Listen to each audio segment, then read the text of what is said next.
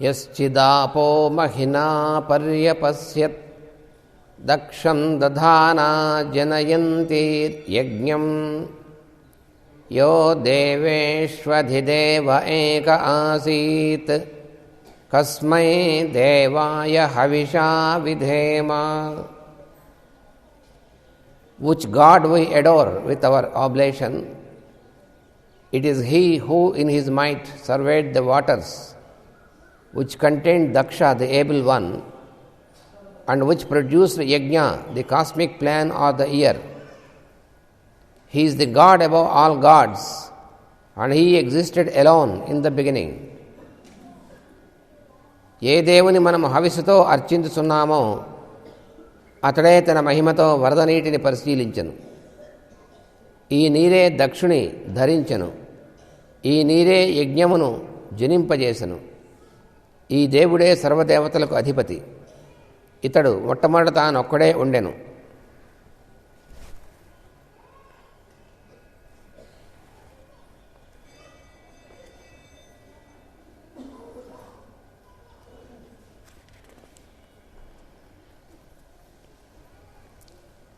Three times 7 miles from the goal.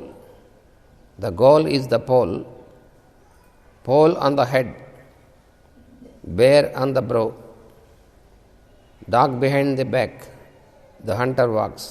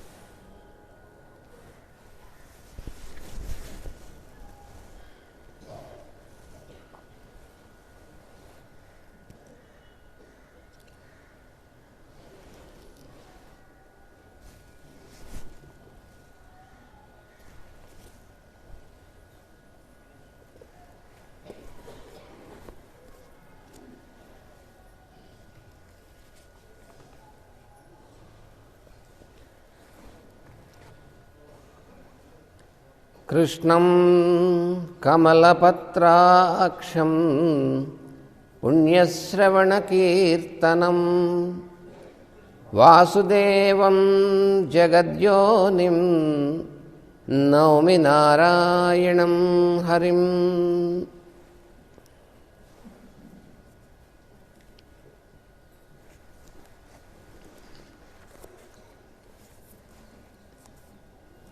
ధర్మం యొక్క జ్ఞానం ఎప్పుడైతే జరుగుతుందో అప్పుడు తనను తాను ఆకారంలోకి సృష్టించుకుంటాను అని భగవానుడు మనం చెప్పినటువంటిది చూస్తున్నాం. యదా యదా హి ధర్మస్య గ్లానిర్భవతి భారత అభ్యుత్థానం అధర్మస్య తదా ఆత్మానం సృజామ్యహం. అది స్వామి చెప్పినటువంటిది. So whenever there is the upper hand of the lawlessness, then I will manifest myself into the form. That is the promise of the Lord. And always He keeps up the promise to establish the law, to re-establish the law and the order. Actually there is an order in this whole creation. It is according to the law of this creation. And then when the beings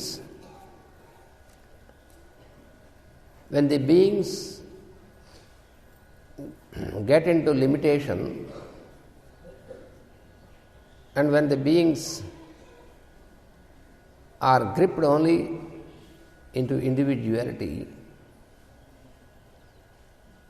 and gradually the influence of their own nature is stronger, and then the lawlessness increases. So that is what we experience from time to time.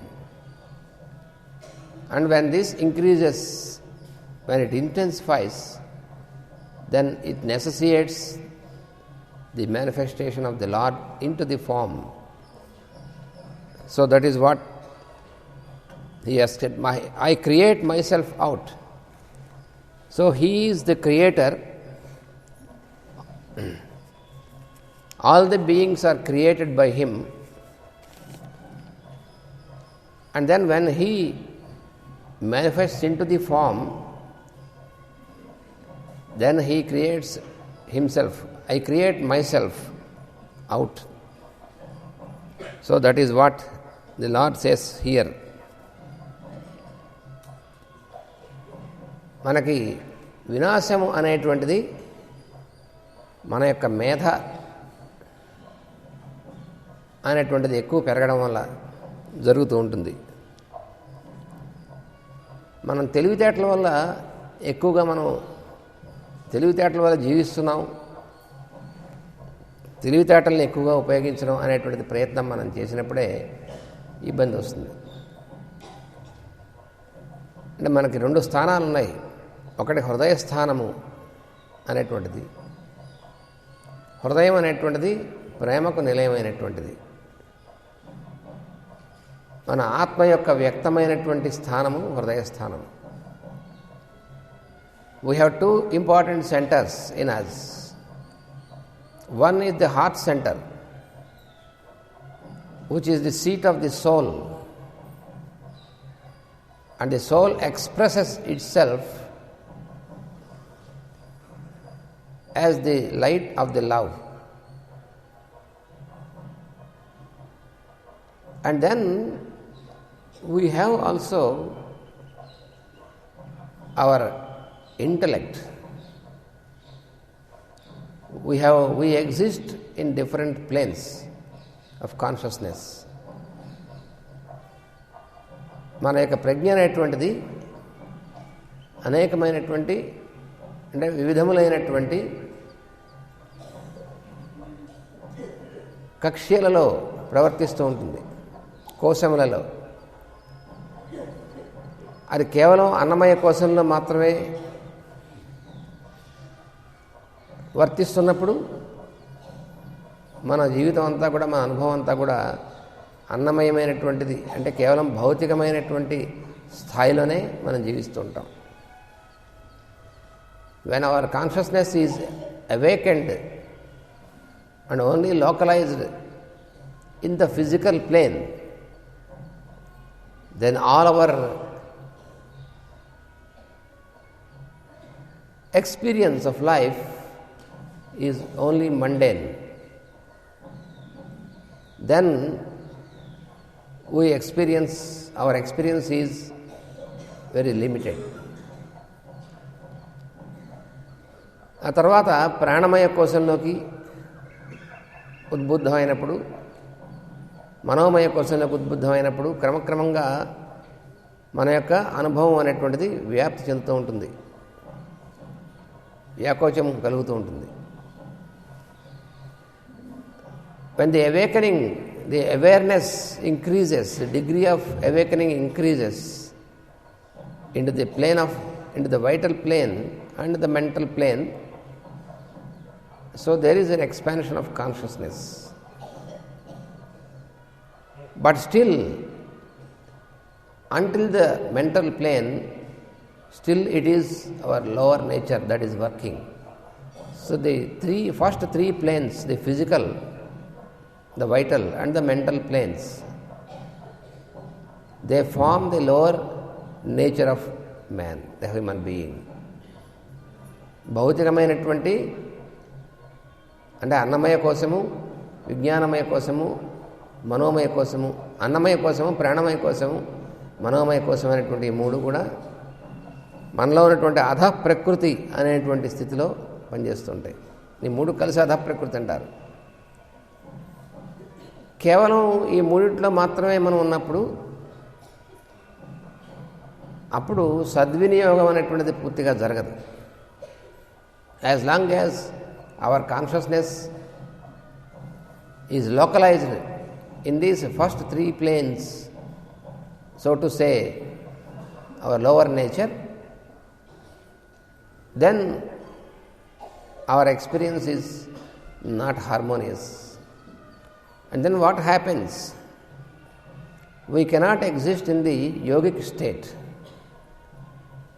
యోగ స్థితి అనేటువంటి దాని నుంచి భిన్నంగా ఉంటాం మనం. అంటే మనకు పతంజలి మహర్షి చెప్పినట్టుగా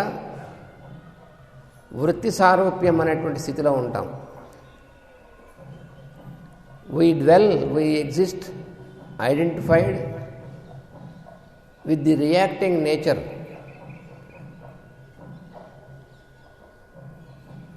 వృత్తి సారూప్యం అనేటువంటిది దాంట్లో ఉన్నప్పుడు మనలో ఉన్నటువంటి అధ ప్రకృతి మాత్రమే పనిచేస్తూ ఉంటుంది. దీనికంటే పైన మనోమయ కోశం కంటే పైన ఉన్నటువంటిది విజ్ఞానమయ కోశం అని ఉంది. There is the plane of intelligence above the mental plane, and this plane of intelligence has a higher faculty. This plane of intelligence also has a lower part and the higher part.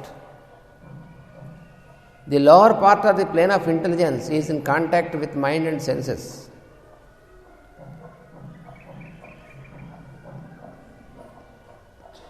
మనకి విజ్ఞానమయ కోశంలో కూడా విజ్ఞానమయ కోశంలో కింద భాగం ఉందే అది తన కింద ఉన్నటువంటి మనస్సు ఇంద్రియములు వాటితో సంయోగము చెంది ఉంటుంది.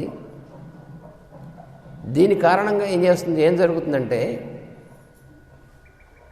ఈ విజ్ఞానమయ కోశంలో ఉన్నటువంటి కింద ఉన్నటువంటి భాగం ఉందే అది ఈ మనస్సుతోనూ ఇంద్రియములతో సంయోగం చెంది ఉండడం వల్ల మన బాహ్యమైనటువంటి ప్రపంచంతో కాంటాక్ట్లో ఉన్నటువంటిది ఈ ఇంద్రియములు మనస్సు. కాబట్టి అక్కడి నుంచి బాహ్య ప్రపంచం యొక్క ప్రతిబింబము దీని మీద పడి దానివల్ల అనేకమైనటువంటి అభిప్రాయములు ఏర్పడతాయి. So this mind and senses they are focused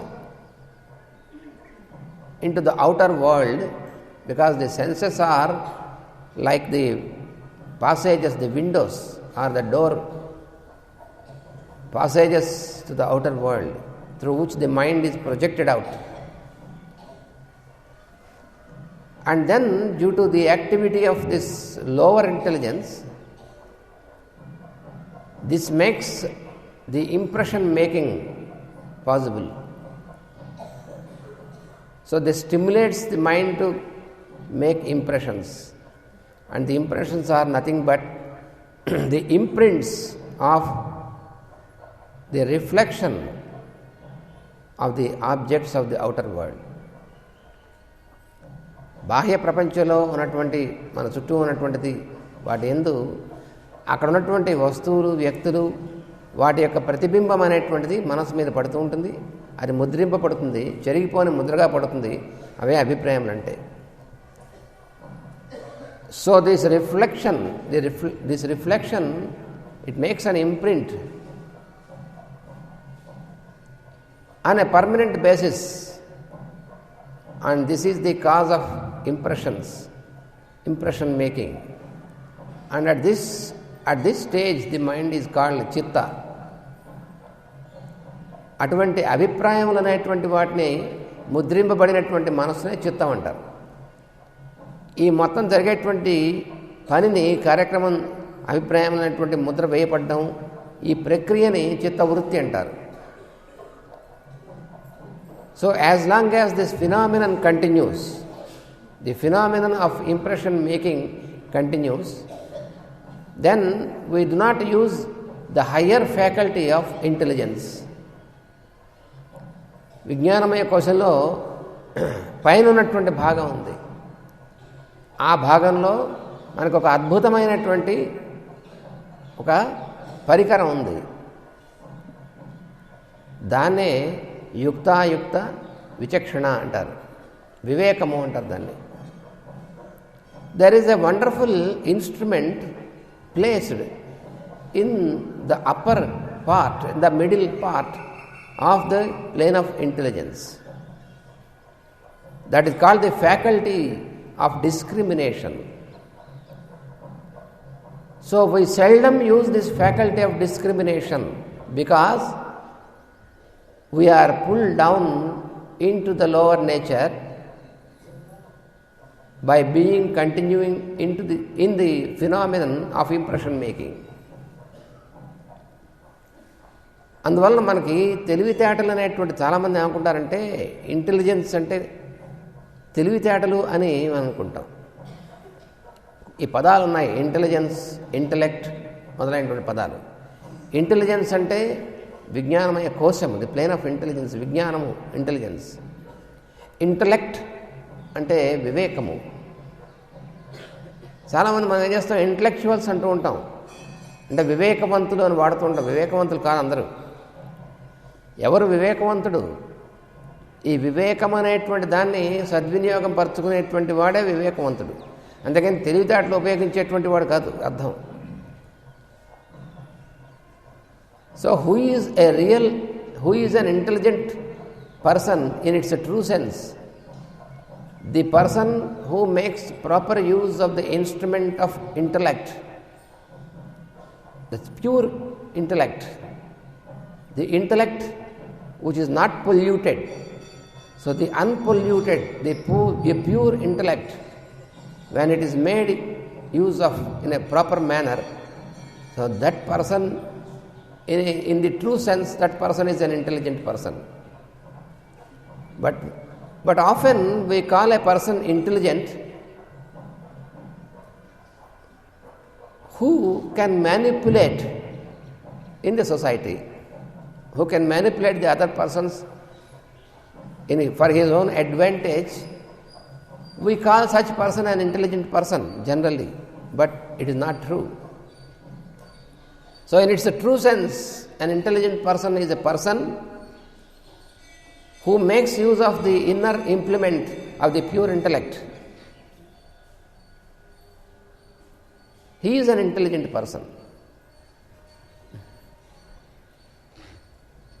మన లోపల ఉన్నటువంటి స్వచ్ఛమైనటువంటి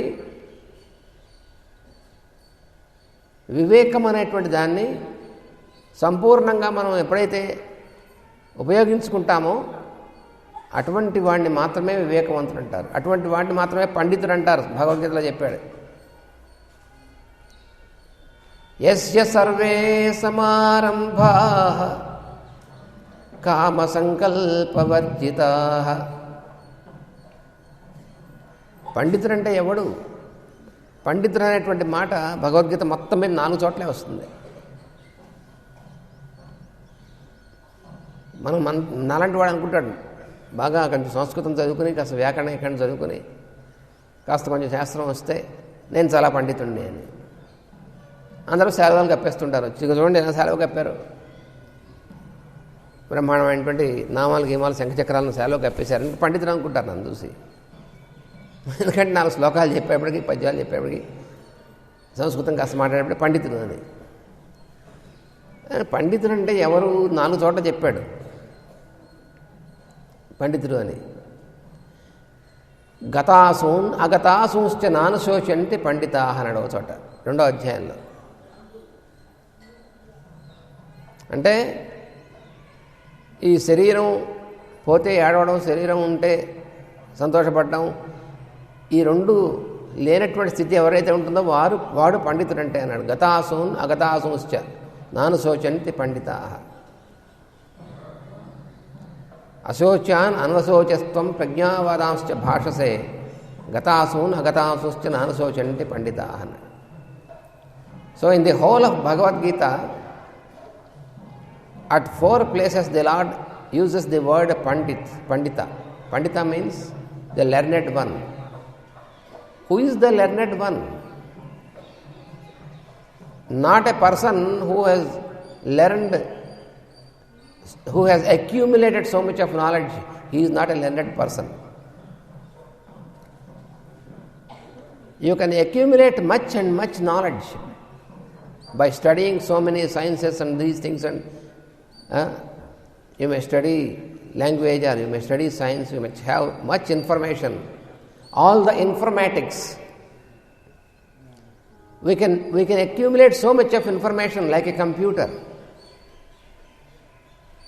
because now we are habituated to speak everything in terms of the computer. With more capacity of memorizing, how many gigabytes of memory, that is how we count. So we can also have so much of gigabytes of memory by accumulating more and more information. But that doesn't mean that he is a learned person. That is what the Lord says in Bhagavad Gita. పండితుడు అని చెప్పబడేటువంటి వాడు 4 చోట్ల చెప్పాడు.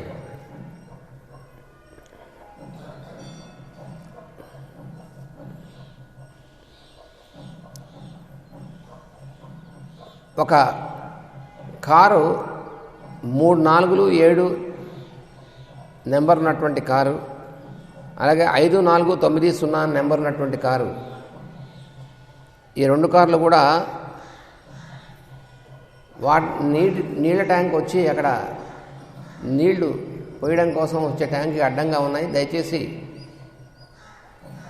ఈ 5, 4, 9, 0 అనేటువంటి indica car,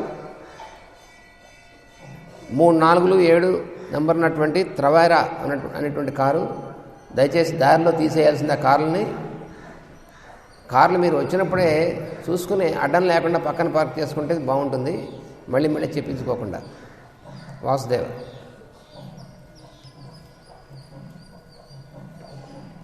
so వివేకము అనేటువంటిది మనలో ఉన్నటువంటి చక్కటి instrument. There is a wonderful instrument of intellect. So the one who makes proper use of this intellect, pure intellect, can only be in the yogic state. వివేకం అనేటువంటి దాన్ని సరిగా సద్వినియోగం చేసుకునేటువంటి వాడు ఎవరైతే ఉంటాడో వాడే నిజంగా, అందుకనే వాడిని వివేకవంతుడు అంటారు. అంటే మన అందరిలో కూడా ఉంది ఇది బుద్ధి అనేటువంటిది. దాన్నే బుద్ధి అంటాం, ప్యూర్ బుద్ధి స్టేట్ అంటాం, ప్యూర్ బుద్ధి అంటాం దాన్ని, ప్యూర్ ఇంటలెక్ట్ ఆర్ బుద్ధి అని. అది మనందరిలో ఉంది, కానీ దాన్ని మనం నిద్రాణమైన స్థితిలో ఉంచుతాం, మనం ఎప్పుడు పనిచేయనివ్వం దాన్ని. కానీ మనం ఏం చేస్తాం, తెలివితేటలను ఉపయోగిస్తూ ఉంటాం. అంటే ఈ తెలివితేటలు అంటే అక్కడిది కాదు, లోవర్ దీంట్లో ఉంది. What we understand normally by intelligence is not this pure intelligence. We use our intelligence in a lower manner, with a lower, which is in contact with our lower nature, and that we use to make all the manipulations in our mundane life. We want to manipulate the other people according to our advantage. And we want to commercialize our virtues also. Even the virtues also we try to commercialize. అంటే ఏమిటి, మనకున్నటువంటి సద్గుణముల్ని కూడా మనకు అనుకూలంగా ఉన్నటువంటి పరిస్థితులను ఏర్పరచుకోవడం కోసం ఉపయోగించే ప్రయత్నం చేస్తాం మనం. తెలివితేటలు ఉపయోగించడం అంటే అట్లా ఉపయోగిస్తాం మనం. అంటే ఎట్లాగంటే, మనం ఎవరికైనా ఒక మంది ఇచ్చామనుకోండి, అది తగ్గింది, ఇంకా అక్కడి నుంచి మనం జాగ్రత్తగా అబ్జర్వ్ చేస్తుంటాం. మనం మంది ఇచ్చాం, తగ్గింది, వీడు మన జాగ్రత్తగా మనకు ఎప్పుడు పనికి వస్తాడు, వీడిని ఎప్పుడు ఉపయోగించుకోవచ్చు మనం. అంటే ఏమిటి, మనం వాడు బాధలో ఉన్నటువంటి వాడికి మందిచ్చో ఉపశమనం కలగజేసో చేయడం మంచి పనే, వర్చ్యూ, అది సద్గుణమే. కానీ దాన్ని మనం ఏం చేస్తున్నాం, అది మనకి అవతలవాడు ఎలా మనకు ఉపయోగపడతాడో అనేటువంటి దానికోసం ప్రయోగిస్తున్నాం అనుకోండి, అప్పుడు ఏం చేస్తాం మనం? మనలో ఉన్నటువంటి సద్గుణముల్ని దాన్ని వ్యాపారంగా మారుస్తున్నాం అని అర్థం. So the virtues, we must be virtuous. We should not leave virtues, we must be virtuous. But if we use our intelligence to market our virtues, then what happens? So virtue should be pure. Virtue should be used in a pure manner, not for a commercial purpose. For example, when we serve any person, when we offer our service to any person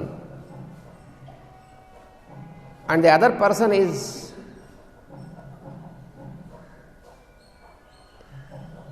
he has received our service and then he is obliged, if we feel he is obliged to us, then this is the marketing of the virtue.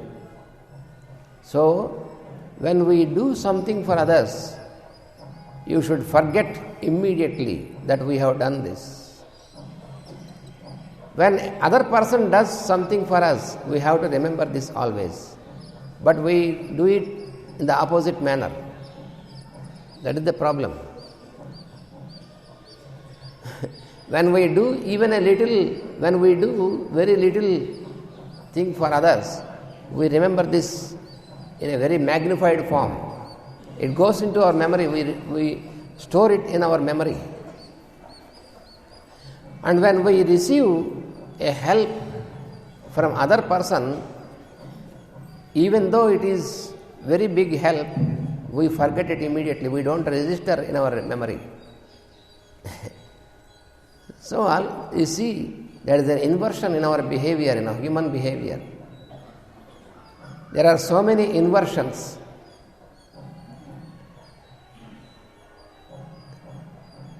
There is one of the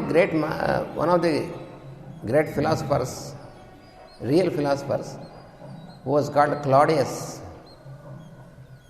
He has shown how many inversions are there in the human nature, and then he has given a solution what to do, how to work out these inversions.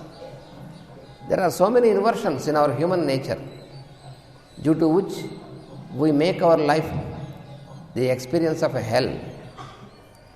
So how can we change this? He said, you must know how to reverse the inversions. There are inversions, reverse it. When you reverse the inversion, then it is straight. So you identify the inversions in you, in your behavior, and try to reverse this inversion. Then it comes straight. Then your experience of life is heavenly experience. What we call heaven, what we call hell, it is not elsewhere above in the sky. It is within ourselves. It is in our own behavior. So you can make your life a hell or you can make your life heaven. It depends upon your behavior. The more inversions you have in you, then your life is a hell. When you know this, when you try to reverse this inversion, then you can make it heaven. It is in your own hands. It is in our own choice whether to make it a hell or a heaven. God is not responsible for this. We should not make God responsible for our experience of hell or heaven. We are responsible for that. Especially for the human being, God has given a great independence. But we make wrong use of this independence, the human beings. That is the most unfortunate thing. When we observe the other beings in this creation, they do not misuse it as much as the human being. It is the human being who can misuse it because he has more independence. మనకి స్వర్గానుభవం అనేటువంటిది ఎక్కడుంటుంది? నరకము స్వర్గం అనేటువంటివి అంటే మరి కథల్లో అలా చెప్పారు కదండి, అంటే మనకు అర్థం అవడం కోసం కథగా చెప్పారు. కానీ ఎక్కడుంటుంది నరకం, ఎక్కడుంటుంది స్వర్గం? మనలోనే. మన ప్రవర్తన బట్టి మనం నరకమా స్వర్గమా మనకే తెలుస్తుంది. మన జీవితాన్ని మనం నరకం చేసుకోవచ్చు. ఎప్పుడు నరకం చేసుకోవచ్చు? మన తెలివితేటలు ఎక్కువ అవుతాను. మన తెలివితేటలో మనం జీవిస్తే నరకమే జీవితం అంతా. We can make our life hell of experience when we make a wrong use of the faculty of intellect. మన జీవితాన్ని మనం స్వర్గం చేసుకుంటామా నరకం చేసుకుంటామా అనేటువంటి దేని మీద ఆధారపడి ఉంటుంది. మన తెలివితేటలు ఎక్కువ యూజ్ చేస్తే నరకం అవుతుంది. తెలివితేటలు కాకుండా ప్రేమ ఔదార్యం అనేటువంటి వాటిని యూజ్ చేస్తే స్వర్గం అవుతుంది. కానీ మనం అనుకుంటాం తెలివితేటల వల్ల బతుకుతున్నాం అనుకుంటాం. మేష్ గారు చెప్పేవారు, వాడు బజార్లోకి వెళ్ళి కూరలు కొనడానికి వెళ్ళేవాడు. వెళ్ళిన తర్వాత వాడు ఏదో వంకాయలు అంతా అనుకోండి, వాడు ఏదో కిలో 4 రూపాయలు అనుకోండి. వీడు బేరం చేసి అడ్డు చేసి కిలో 2 రూపాయలు తెచ్చానుకోండి. నేను చాలా తెలివిగలవాడిని, చూసావా 4 రూపాయలకి వచ్చే వంకాయలు 2 రూపాయలు తెచ్చాను కిలో, నేను చాలా తెలివిగలవాడిని అంటాడు. వాడు తెలివి అలా ఏడిసింది అన్న మాస్టర్. నీ తెలివితేటలు ఎందుకు ఉపయోగించే? వంకాయలు కొనడానికి ఉపయోగించే, అంతేగాని ఇంకెందుకు ఉపయోగించలేదు. అందుకు నాకు ఉపయోగించాల్సిన తెలివితేటల్ని. అలాగా మనలో ఉన్నటువంటి వివేకం అనేటువంటి దాన్ని ఎంత చక్కగా వినియోగించుకోవడం కోసం మనం భగవంతుడు ఇచ్చాడు వివేకాన్ని. ఆ వివేకం అనేటువంటి దాన్ని సద్వినియోగం చేసుకున్నట్టయితే మన జీవితం ఎప్పుడు కూడా స్వర్గధామమే అవుతుంది. ఎప్పుడు మనం ఆనందం అనేటువంటి అనుభూతిలో ఉండగలుగుతాం. So we can live always in the experience of happiness only when we make proper use of this pure intellect. This pure intellect is always in contact with the higher, still higher plane of consciousness, which we call the plane of experience or ananda. విజ్ఞానమయ కోశం కంటే పైన ఉన్నటువంటిది, పైన అంటే బ్యాక్గ్రౌండ్లో ఉన్నటువంటిది ఆనందమయ కోశం. ఈ ఆనందమయ కోశం అనేటువంటి దాంతో ఎప్పుడూ కూడా సమాగం దగ్గరలో ఉండి దాంతో ఆ కాంటాక్ట్లో ఉండేటువంటిదే ఈ వివేకం అనబడేటువంటిది.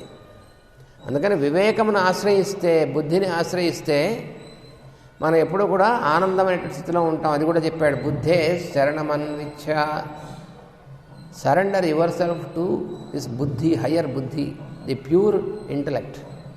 That is what the lord says in Bhagavad Gita. You surrender your senses, your mind, all that what you feel that is yours, surrender it to the higher buddhi in you. Then you will dwell in the experience of happiness. ఆనందమయమైనటువంటి స్థితిలో మనం ఉండడం కోసమే భగవంతుడు మనకి ఇచ్చింది. కానీ మనం ఏం చేస్తున్నాం? తెలివితేటల మీద ఆధారపడుతున్నాం. అందువల్ల మన జీవితాన్ని అంతటినీ కూడా మనం దుఃఖమయం చేసుకుంటున్నాం. ఎందుకు మనం మన ప్రవర్తన ప్రమాదకరమైనటువంటి విధంగా ఉంటుంది? భగవంతుడు అవతరించడం అనేటువంటి అవసరం ఎప్పుడు వస్తుంది? యదా యదా హి ధర్మశ్చ గ్లానిః భవతి. Wherever the law is affected, whenever the law is destroyed, law cannot be destroyed, but we try to destroy it. So whenever this happens, then this necessitates the descent of the Lord into the physical form, manifestation of the Lord into the form, into one form, because all the forms are nothing but the manifestation of the Lord, but into a one particular form which we call the avatara. సృష్టిలో ఉన్నటువంటి జీవులంతా కూడా భగవంతుడి యొక్క స్వరూపాలే అయినప్పటికీ మనం చెప్పుకున్నాం కదా, మనందరం భగవంతుడే, మనం కాదా? నేను భగవంతుడిని అన్నట్టు బాబాగారు. ఆయన మాస్టర్ కూడా అన్నాను, నేను దైవాంశ సంభూతుడను, అబ్బా ఆయనకు కూడా చాలా గర్వం ఉంది అనుకుంటాం మనం. ఆ తర్వాత ఇంకోటి అన్నారు, నీవు కావా అన్నారు. అది మనం వినం. నేను దైవాం సంభూతుడను, నీవు కావా. అలాగే బాబాగారు అన్నారు, నేను భగవంతుడిని అన్నారు. ఆయన భగవంతుడు అన్నారు, నువ్వు భగవంతుడు అని చెప్పబోతున్నారు, మనం అప్పటిదాకా వినం.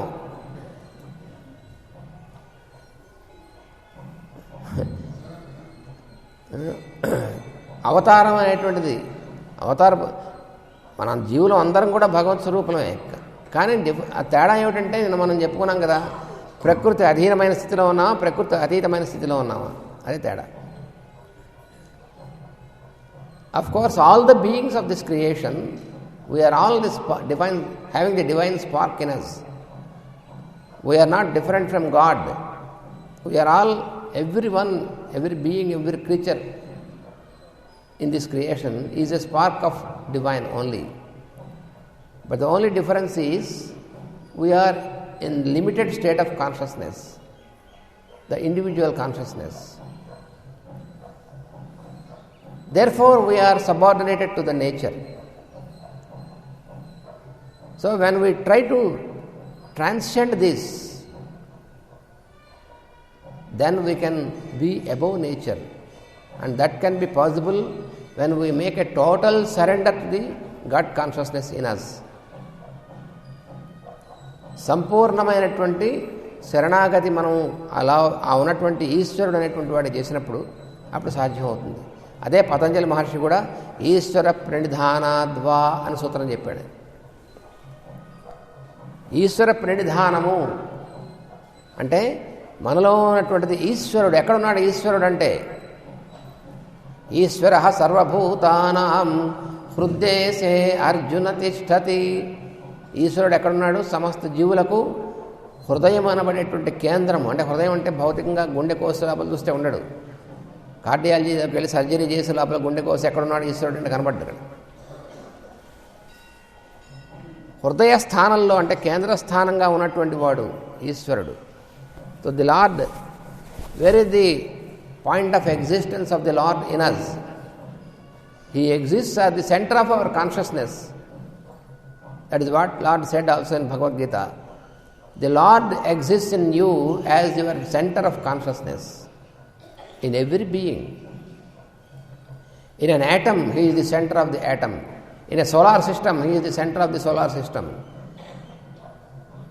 So the Lord consciousness, the Lord Ishvara, He is called Ishvara because He is the controller. ఈశిత్వము అనేటువంటిది కలిగినటువంటి వాడు కాబట్టి ఈశ్వరుడు ఆయన. ఈశిత్వము వసిత్వము అనేటువంటివి ఆయన కలిగి ఉంటాయి. సృష్టి మొత్తానికి అందరికి కూడా ఆయనే కారణం. అందువల్ల అందరిలోనూ కూడా ఆయనే ఉన్నాడు. దాన్ని మనం ఏం చేయాలి? ఈశ్వర ప్రణిధానము అంటే మనలో రెండు అంశాలు ఉన్నాయి. ఒకటి నేను, ఇంకోటి నాది. It is very simply explained by master. We have two aspects in us. The I am, what I am and what I have. There are two aspects in us. I am, I have. నేను, నాది.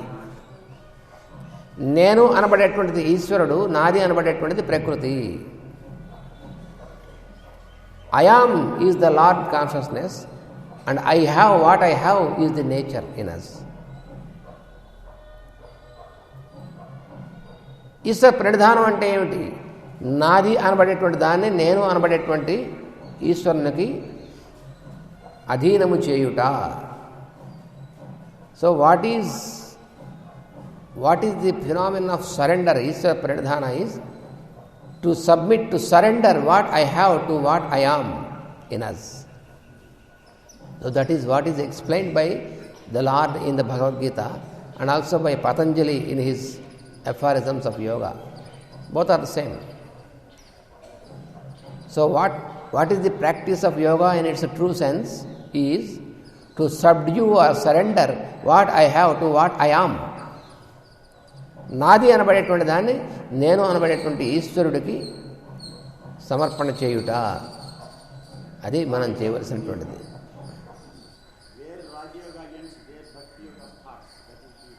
రాజయోగము, భక్తి యోగము రాజయోగము అనేటువంటిది practice, మనంతా కూడా practice అంతా కూడా రాజయోగం. ఈ ప్రాక్టీస్ అనేటువంటిది దేంట్లోకి ప్రవేశించాలి? భక్తి అనేటువంటిది దాంట్లో ప్రవేశించాలి. So devotion, practice and devotion. Practice is called Rajayoga and the culmination of practice is devotion. Surrender is devotion.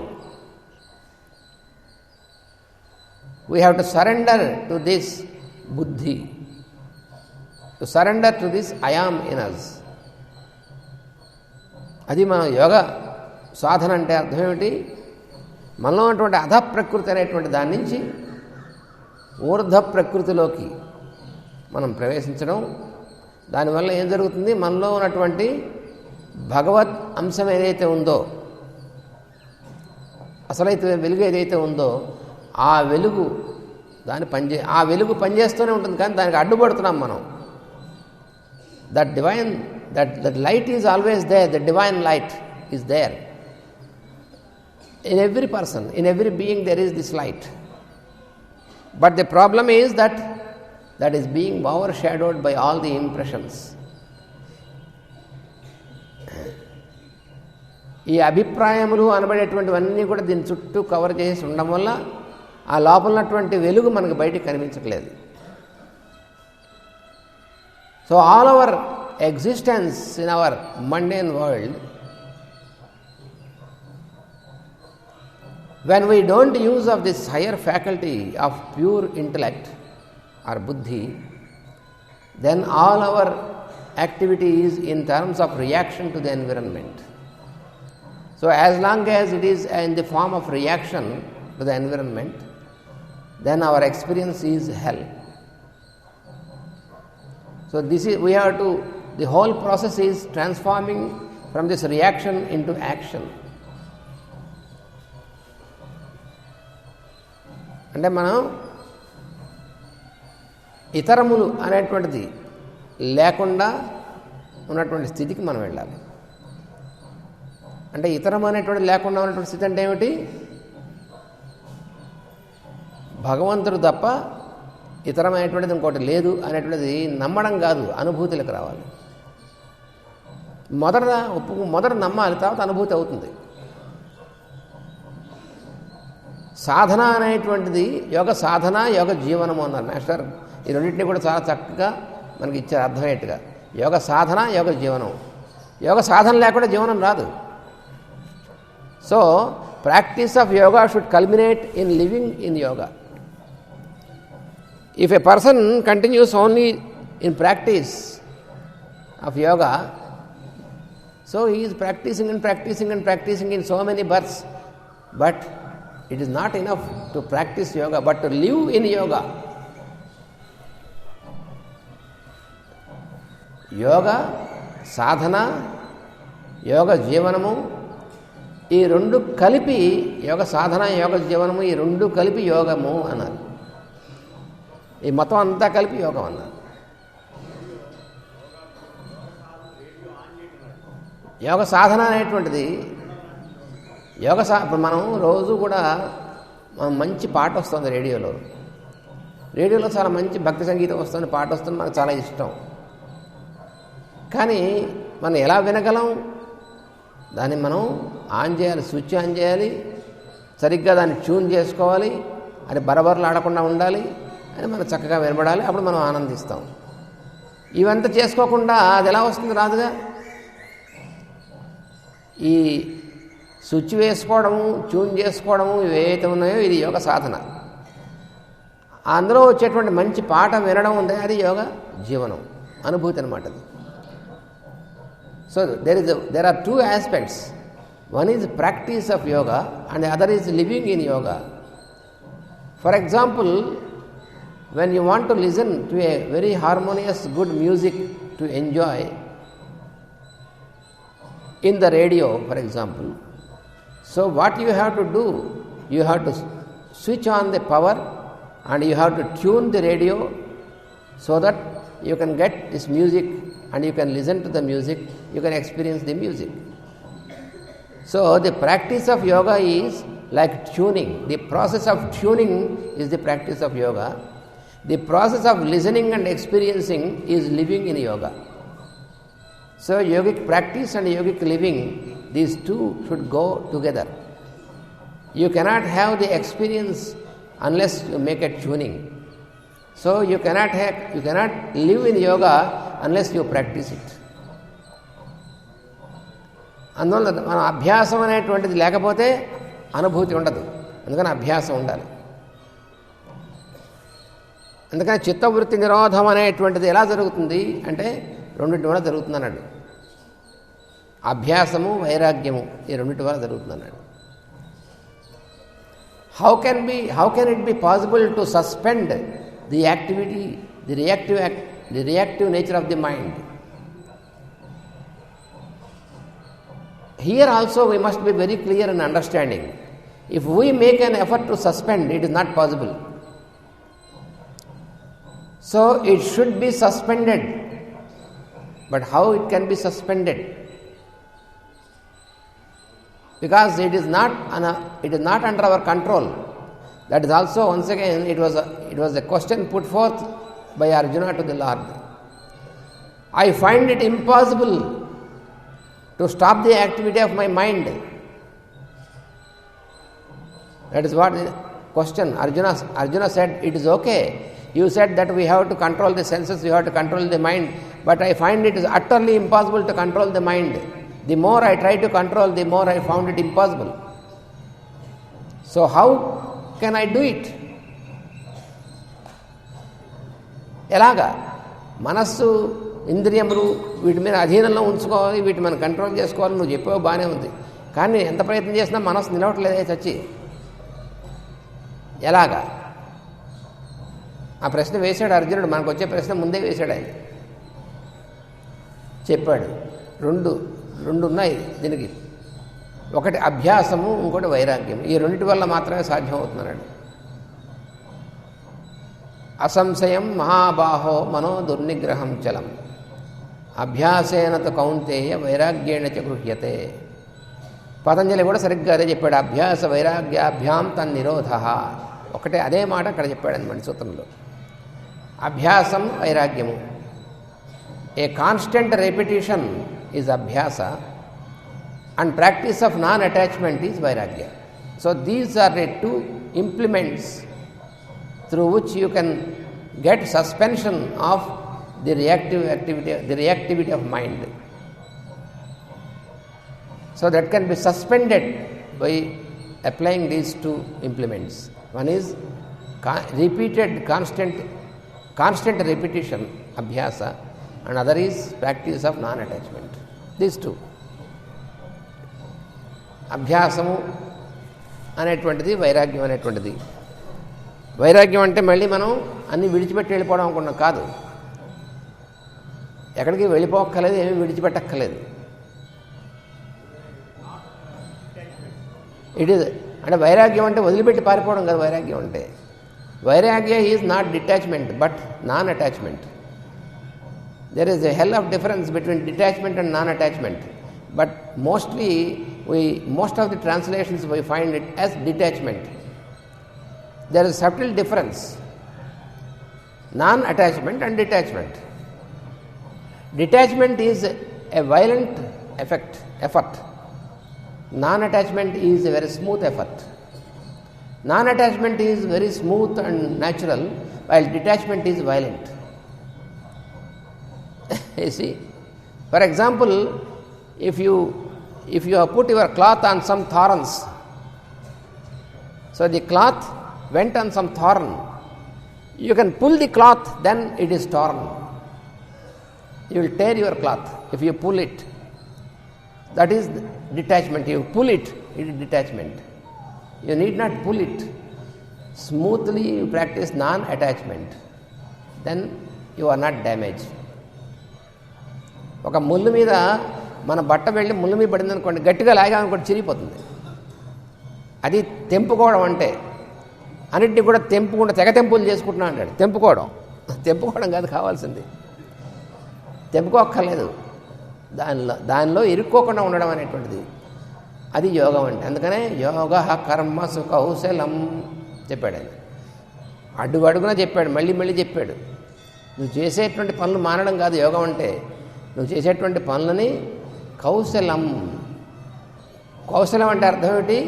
ఈ మాట ఎలా వచ్చింది? కుశలుడు వాడు అంటారు. అంటే కుశం అంటే దర్భ. ఆ దర్భని జాగ్రత్తగా తెంపుకుని రావాలి. దర్భని జాగ్రత్తగా పట్టుకోకపోతే చేయి అయిపోతుంది, బ్లేడ్లా ఉంటుంది దర్భ. అందుకని ఎవడైతే చేయి తెగ్గోసుకోకుండా దర్భని తుంచి తెస్తాడో వాడు కుశలుడు అంటారు. కుశాన్ లాతీతి కుశల. అలాగా యోగం అంటే ఏమిటి? కర్మసు కౌశలం. కర్మను ఎగ్గొట్టడం కాదు యోగం అంటే. కర్మాచరణంలో ఉంటూనే ఆ కర్మలో ఇరుక్కోకుండా ఉండడం అనేటువంటిది యోగము. So Lord explains very clearly that non attachment is not leaving away your action. You should not leave away the action. You should leave the result of the action, and also you should continue in action but without attachment. So that is very clearly explained as yoga. అందువల్ల ఆనందమయమైనటువంటి అనుభూతి మన యందు స్థిరపడాలంటే మన బుద్ధిలో ఉన్నటువంటిది, బుద్ధిమయమైనటువంటి దాంట్లో ఉన్నటువంటిది, pure intellect అనబడేటువంటిది బుద్ధిని ఉపయోగించాలి. So when we want to be continuously experiencing the happiness of our existence, we must always apply this implement of pure intellect, not the lower intellect. తెలివితేటలు వాటిని ఉపయోగించడం కాదు మనం చేయవలసింది, ప్రేమతత్వాన్ని ఉపయోగించాలి. పైన ఉన్నటువంటి తెలివి, అంతేకాని మామూలు మనం అనుకున్నటువంటి తెలివితేటలు కావు, దాన్ని ఉపయోగించాలి. మనం అనుకున్నటువంటి తెలివితేటలు ఉపయోగిస్తే ఏమవుతుందని చెప్పాడు, ధర్మజ్ఞాని జరుగుతుంది అన్నాడు. If we use only our lower intellect, then what happens? Our behaviour will be detrimental, and that leads to lawlessness. When we use our lower intellect, which is influenced by the mind and senses, then it adds to lawlessness in the society, and this is most dangerous for the society. Lawlessness. So this is what is explained in this stanza. Yada yada hi dharmasya glanirбhavati bharata abhyutthanam adharmasya. When we more and more use our lower intellect, if everybody in the society uses his lower intellect, then what happens? There will be conflict, because everybody wants to take advantage of the other person in the society. So everybody remembers his rights and not duties. So that is what we see now, the cause of all the conflict, the spirit of competition, the fighting for rights. That is what we see in all the levels. That is the cause of all the conflict and destruction. ఎందుకని మనం ఇప్పుడు చూస్తున్నటువంటి ప్రపంచంలో అంత భయంకరమైన పరిస్థితి ఎందుకు ఏర్పడుతోంది? విధ్వంసం అనేటువంటిది ఎందుకు జరుగుతోంది? తెలివితేటలు ఎక్కువ అవడం వల్ల. మన తెలివితేటలు మనం ఏం చేస్తున్నాం? ఇతరులని నాశనం చేసినా సరే మనం బాగుండేందుకోసం చేసేటువంటి ప్రయత్నం విధ్వంసానికి దారితీస్తున్నారు. అంటే తెలివితేటలు ఎక్కువ అవుతే ఏమవుతుంది? ధర్మగ్లాని జరుగుతుంది. అది ఇందులో చెప్పాడు, యదా యదా హి ధర్మస్య గ్లాని భవతి. ధర్మగ్లాని అనేటువంటిది ఎప్పుడు జరుగుతుంది? ఇతరుల రూపంలో ఉన్నటువంటి భగవంతుడు అనేటువంటి ఆయన మరపు వచ్చినప్పుడు ధర్మగ్లాని జరుగుతుంది. అంటే మన యొక్క ప్రవర్తన అనేటువంటిది కేవలం మన తెలివితేటల మీద మాత్రమే ఆధారపడడం అటువంటి ప్రవర్తన మనకు ఉన్నప్పుడు ఏమవుతుంది? ధర్మగ్లాని జరుగుతుంది. దానివల్ల విధ్వంసం జరుగుతుంది. విధ్వంసం ఎందుకు చేస్తాడు? భయం వల్ల చేస్తాడు. భయం ఎప్పుడు కలుగుతుంది? అంతర్యామిని మర్చిపోయినప్పుడు భయం కలుగుతుంది. Why the human being continues to do destruction? Because he is a timid fellow. The person who causes destruction is a timid fellow. He has fear in him. And why he has fear in him? When we forget the existence of Lord consciousness, then we have fear in us. You see, we are afraid in our daily life, we are afraid of so many things. We have so much fear in us. A person who has no cognizance of the Lord consciousness, whose consciousness is not awakened to the degree of identifying the Lord consciousness, such a person is gripped by fear, and such a person causes destruction in the society. To cover his timidity, he makes destruction. తనకున్నటువంటి భయాన్ని కప్పిపుచ్చుకోవడం కోసం ఇతరులను చంపడం అనేటువంటిది విధ్వంసం అనేటువంటిది చేస్తుంటాడు మానవుడు. అందుకని తెలివితేటల వల్ల ఎప్పుడు ఎవరు బాగుపడలేదు అని చెప్పారు మాస్టర్ గారు. అందుకని మనం ఏం చేయాలి? మన తెలివితేటల్ని, మనం ఉన్నటువంటిది ఇవన్నీ కూడా భగవదర్పణం చేయాలి. అందుకని చెప్పాడు, ఒక్కటే ఉపాయం అన్నాడు. యత్ కరోషి యదస్నాసి యజ్జుహోసి దదాసి యత్ తపస్యసి కౌంతేయ తత్కురుష్వ మదర్పణం. ఎన్నిసార్లు పాపం మళ్ళీ మళ్ళీ చెప్పాడు. మళ్ళీ చెప్పినా మనం మళ్ళీ వదిలేస్తూ ఉంటాం. నువ్వు చేయవలసినటువంటిది ఏమిటంటే, నువ్వు ఏమైనా చెయ్యి, నువ్వు నీ శరీరం కోసం అనుకుని నువ్వు చేసేటువంటి భోజనమైనా సరే, నువ్వు ఏ పని చేసినా సరే, నువ్వు భోజనం చేసినా సరే, నువ్వు నీ కోసం చేసుకుంటున్నాను సరే, ఇవన్నీ కూడా తత్కురుష్వ మదర్పణం, నాకు సమర్పణ చేయి. నాకంటే నేను అనబడేటువంటి భగవంతుడి, మనలో ఉన్నటువంటి దైవ ప్రజ్ఞ, ఈశ్వరుడు అనేటువంటి వాడు సమర్పణ చేయి. So what the lord says, when you want to transform yourself into a divine person, into your divine nature, then what you have to practice is, you submit every aspect of your life to me, the indweller, the Lord in you. So for example, when I am taking my food, what I should do, I should feel that I am offering this food to the Lord in me. So the spirit of offering, that is what is required. Whatever you do, you may drink, you may eat,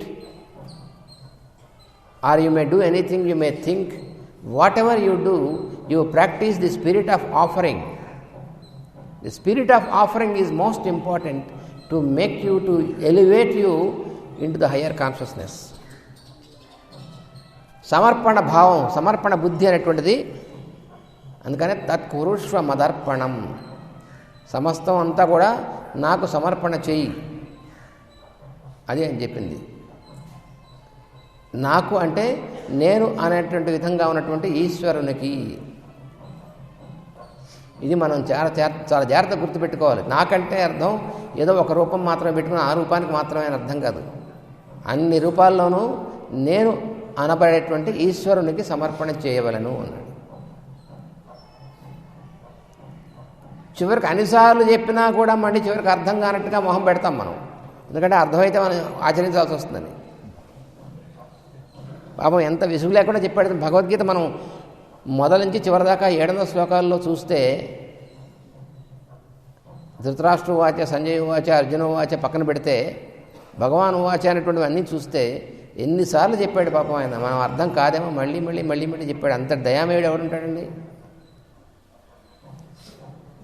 In all the Bhagavad Gita, when we go on studying the stanzas, there are only few stanzas which are the questions of Arjuna and a description of the narrator, but leaving this, all the other stanzas are the expressions of the Lord himself.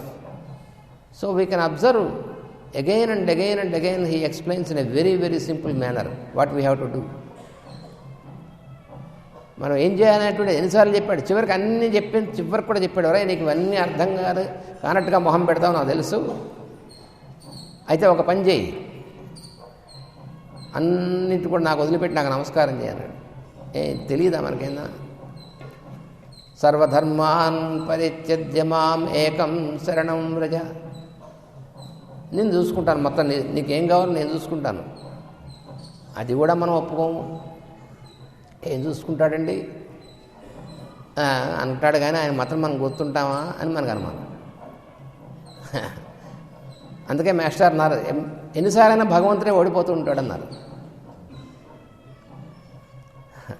భగవంతుడు ఎప్పుడూ ఓడిపోతూ ఉంటాడు పాపం ఆయన. అయినప్పటికీ ఆయనకి విసుగు లేదు, మనకు విసుగున్నా కూడా. అందుకని అన్నిసార్లు చెప్పాడు ఆయన. ఎన్నిసార్లు వచ్చాడు, ఎన్నిసార్లు చెప్పాడు, చెప్తూనే ఉన్నాడు. ఎప్పుడో అప్పుడు మనం వింటామేమో అని ఆయన భ్రమ పాపం. కానీ వింటాం, వెనక తప్పదు. నాణ్య పంథ అయనాయ విద్యతే అన్నాడు. ఇంకొక మార్గం లేదు, తప్పదు మనకి. ఇప్పుడు కాకపోతే ఒక 100 జన్మలో 1000 జన్మల తర్వాతైనా మళ్ళీ అదే తప్పదు. అందువల్ల 1000 జన్మల తర్వాత ఎందుకు, ఇప్పుడే మనం ఆయన చెప్పినట్టు వినాం అనుకోండి, హాయిగా మనం ఉండొచ్చు. So it is most inevitable, that is the lord says, you cannot avoid this path, there is only one path. So if you avoid this path in this life, you can wait for other life. So you can, because anyway you are going to incarnate again and again many thousands and thousands of times. So the Lord is never exhausted in explaining again and again. That is why He is so kind enough for us. So let us try to practice this, and let us try to get stabilized in the experience of happiness. That is what we read from the stanzas of Bhagavad Gita. ఇప్పుడు తర్వాత కార్యక్రమానికి మనం ఉపక్రమిస్తాం. ఈరోజు వేదిక మీద పూజలో కూర్చున్నటువంటి దంపతులు